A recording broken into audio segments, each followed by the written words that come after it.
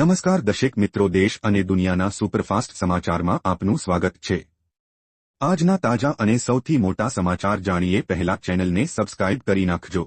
ગ્રામ પંચાયત ચૂંટણીને લઈને મોટો સમાચાર। ગુજરાતમાં ગ્રામ પંચાયતની ચૂંટણીને લઈને મહત્વપૂર્ણ સમાચાર સામે આવ્યા છે। મળતી માહિતી અનુસાર આ ચૂંટણી એપ્રિલ અથવા મે મહિનામાં યોજાઈ શકે છે, જેના માટે રાજ્ય ચૂંટણી આયોગે તૈયારીઓ શરૂ કરી દીધી છે અને 20 જૂન 1925 સુધીમાં ગુજરાતની તમામ પંચાયતોની ચૂંટણી પૂર્ણ કરવા યોજના બનાવાઈ છે। જીએસટીના નવા નિયમ લાગુ, જાણો। જે વેપારીઓ પાસે જીએસટી નંબર નથી અને તેઓ ₹50,000થી વધારેની માલની હેરફેર કરતા હોય તો તેમણે પણ ફરજિયાત ઈ-વે બિલ બનાવવું પડશે। અત્યાર સુધી આવા નહીં નોંધાયેલા કરદાતાઓ માટે ઈ-વે બિલ બનાવવું ફરજિયાત નહોતું। 40 લાખથી નીચે ટર્ન ઓવર ધરાવતા હોવાથી જીએસટીમાં અનરજિસ્ટર્ડ છે। 50,000થી વધારેનો માલ એક જગ્યાએથી બીજી જગ્યાએ મોકલતી વખતે અનરજિસ્ટર્ડ હોવાથી ઈ-વે બિલ બનાવવાની જોગવાઈ અત્યાર સુધી લાગુ પડતી નહોતી। વાવાઝોડા સાથે વરસાદની આગાહી। હવામાન વિભાગ દ્વારા આગાહી કરવામાં આવી છે કે આજે દેશભરના ઘણા રાજ્યોમાં વાતાવરણમાં પલટો આવી શકે છે।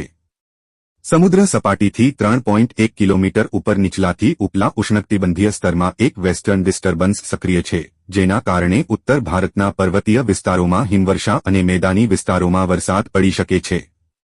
આઈએમડીએ 5 માર્ચ સુધી જમ્મુ અને કાશ્મીર, લદ્દાખમાં વરસાદ અને હિમવર્ષા માટે ઓરેન્જ એલર્ટ જારી કર્યું છે। મુખ્યમંત્રીના મોટા નિર્ણયો। મુખ્યમંત્રી ભૂપેન્દ્ર પટેલે ગઈકાલે કહ્યું છે કે હવે ગુજરાતના નાગરિકોના કામ નહીં અટકે અને આ કામો કરાવવા માટે ગુજરાતની અંદર 32 સિટી સિવિક સેન્ટર્સ ઊભા કરવામાં આવ્યા છે।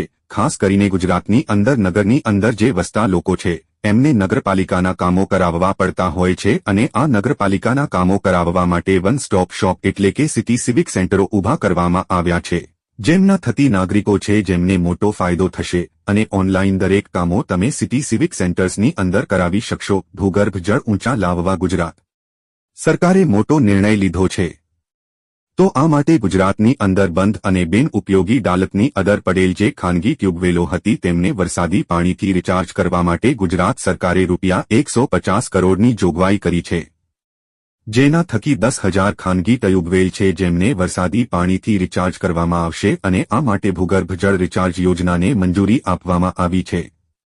ઉલ્લેખનીય છે કે રાજ્યભરમાં દર વર્ષે સુજલામ સુફલામ જળ અભિયાન થકી ભૂગર્ભ જળનું સ્તર ઊંચું લાવવા પ્રયાસો થાય છે। મફત સિલાઈ મશીન યોજના 2025।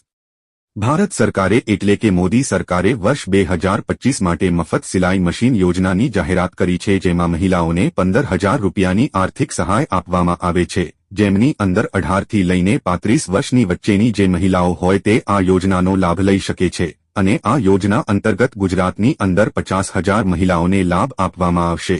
પ્રધાનમંત્રી વિશ્વકર્મા યોજનાની જે સત્તાવાર વેબસાઇટ એ વેબસાઇટ ઉપર જઈને તમે ઓનલાઈન નોંધણી કરી શકો છો। 15 જાન્યુઆરી 2025થી લઈને 31-20 માર્ચ 1925 સુધી તમે અરજી કરી શકો છો। ગિરનાર રોપવે સેવા બંધ। જૂનાગઢના પ્રસિદ્ધ ગિરનાર પર્વત પર ચાલતી ગિરનાર રોપવે સેવા બંધ કરવામાં આવી છે। સામે આવેલી માહિતી અનુસાર પ્રતિ કલાકે 65 કિલોમીટરની ઝડપે પવન ફૂંકાતા સલામતીના કારણોસર આ નિર્ણય લેવામાં આવ્યો છે। હવે શ્રદ્ધાળુઓએ પગપાળા જવું પડશે। ઉલ્લેખનીય છે કે ગિરનાર અને આસપાસના ગાઢ જંગલોને કારણે આ વિસ્તારમાં પવનની ગતિ વારંવાર તેજ રહે છે।